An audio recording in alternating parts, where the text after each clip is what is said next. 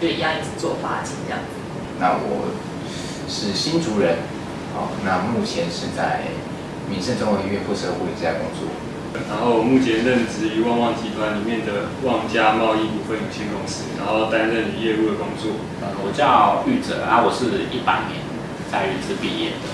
对，我目前是任职于桃园家福中心的社工。那我从事的业务是儿少保的业务。大家好，我是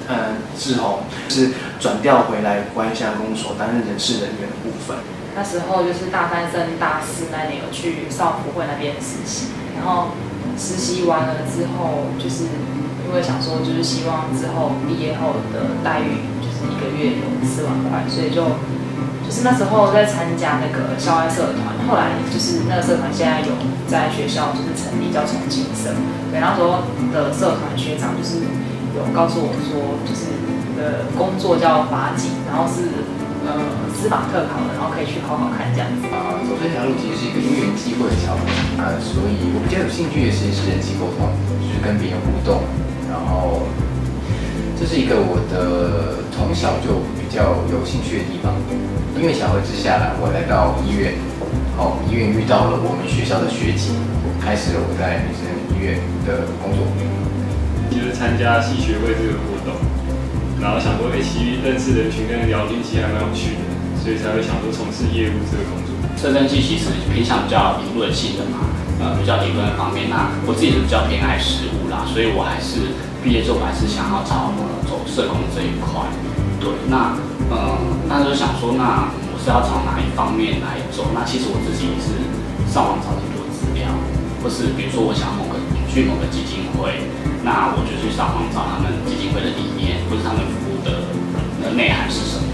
当初会想要，其实一开始公务人员并不在我的生涯规划的选项之一，就是因为我那时候想说先考上研究所，那之后考上研究所之后再做规划这样子。但是因为在研究所读的时候，觉得说，我对社工这块领域其实感觉还蛮有兴趣的，所以那时候有在无意间看到报纸上，就是说以后学校社工师会就是员额会大增这样，所以我就燃起了说我想要考社工师这一个职业，这一个考试算是考试这样子。所以那时候其实，在读研究所的就学期间的时候，就已经有陆陆续续在修课跟准备考试。大4那年就是先去报名那个补习班，对，就是其实在补习班就是还蛮推荐，就是高点，因为那时候就是因为有老师就是有推荐，然后那时候就是大4下课了之后，我们就会搭那个补习班的游览车，然后到台北那边上。然后那时候学长还有说，因为韩学长是考上的，他是在桃园地检署那边当法警。那时候他就说，你如果要考上的话，就是一天，我那时候就是跟问学长说，我一天要写几题申论题才够。他说一天写10到14题就差不多考上这样子。所以那时候后面之后就有这样。当初进来的话，其实准备可能就是准备在跟医院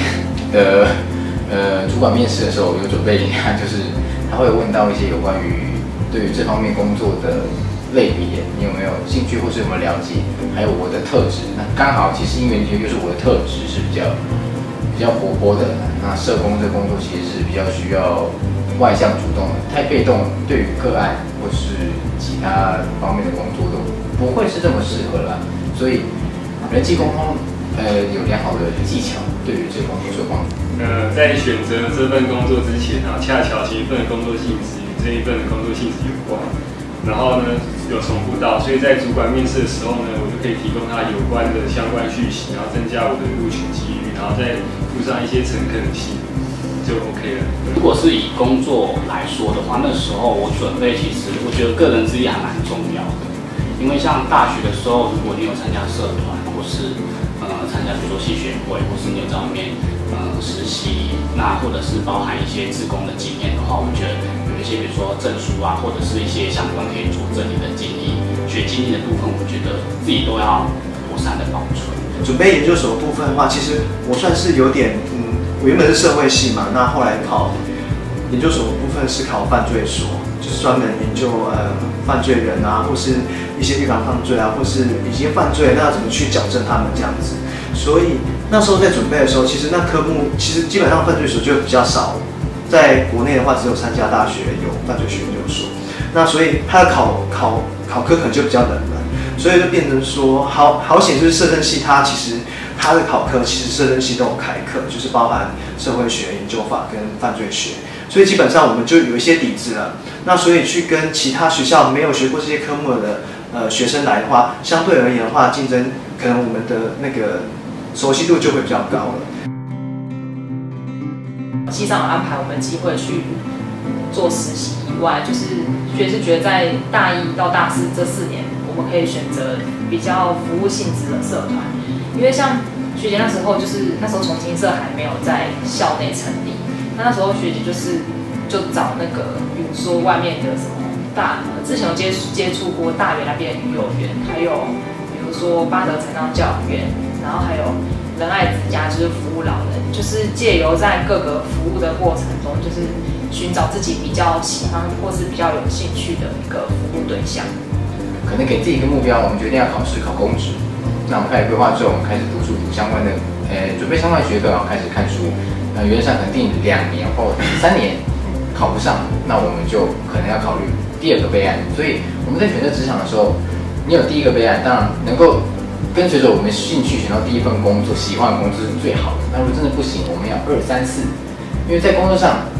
面临到各种状况的时候，你最需要的就是解决方法啊。因为像我是社工，我们需要的就是发现问题，找到问题之后解决它，然后最后记住它。所以你一定要有很多备案。万丈高楼平地起，英雄不怕出身低。所以呢，要了解未来公司的发展性，然后我们当然可以先上网查询，然后或者是跟人互相询问，然后我们先确定公司的工作性质，然后如果之后要跳槽的话，可以转换公司但不换性质，然后同一个产业努力的话会有复利效果。意思就是说，如果我现在在食品业做，我现在在旺旺，那我之后如果要跳到易美或者其他外商公司，我还在同一个产业，可是我换公司，那我薪水就会往上涨，因为我之前累积的经验会变成我后来那个薪水成长。从大2下到大3这段时间其实还蛮重要的，因为假设说你1年级如果真的不知道清楚的话，2年级如果都在玩社团或者系学会的话，那大2到大3这学期，我觉得自己可以有一些算是自己的人生规划吧。毕竟剩2年，那假设说如果到大4来准备，我觉得还有点太晚了，所以我觉得还蛮建议说，在大3上学期就开始来准备。说如果说你要考试，或者是你要升学，或者是你要就业部分，我觉得可以开始整理自己的一些东西跟脉络。那我自己是大3的时候，我觉得我对青少年辅导这一块比较有兴趣，所以我自己在实习的时候就会选择青少年相关单位，包含我研究所说实习，我都选青少年的矫正单位去做实习的单位。所以我觉得，如果你自己有方向了，那我觉得你就是专心的往那个方向。应该是说学校其实就是有规划相当就是多元性的，比如说就是像法律类的也有，然后像社工方面的也有，然后像就是社会学理论方面的也有，还有像人资啊、劳力这些都有，或是说就是我们以后想要考那个社会学方面研究所，所以可能学弟妹在选课的时候可以找自己比较有兴趣的。英文能力是非常重要的，所以这个应该没有什么好处，就是要加强自身的英文的能力。当然有很多方式，你可能会去补习，但我觉得最好的方式其实是加强在英文这个部分，你要加强自己的能力，最好就是单字智慧。智慧是一个很重点，你一定要累积至少有自身你要累积至少1000个智慧。如果你要跟外国人有良好的沟通，你本身至少要有1000个智慧。我觉得学习有分2部分，一个是基本上就是课程的学习，那固然是最重要。那2来就是因为社政系这边应该是有规划一个实习的课程，我觉得实习对于如果说你要成为一个助人工作者或是社工人员来说，我觉得是还蛮重要的一环。我觉得学校的部分的话，就是分2个部分啊。第一个部分的话，学校的部分课业上的话，当然还是要就是该修课都要修完嘛。那上课的话，就是基本上考试那些都还是要应对准备这样子。然后第2部分的话，就是非课程的方面，像社团啊，或是一些在学校资源上的利用，像我自己本身是有加入社团，然后我觉得在社团上面是学到就是在课程上学不到的东西。开始走出行业别的同学呢，也不要灰心，在任何的时候转换跑道都是一种经验吸收。任何时候呢，不要想太多，努力之后经验是别人拿不走的，不要只看眼前的利益，中间的过程才是最大的收获。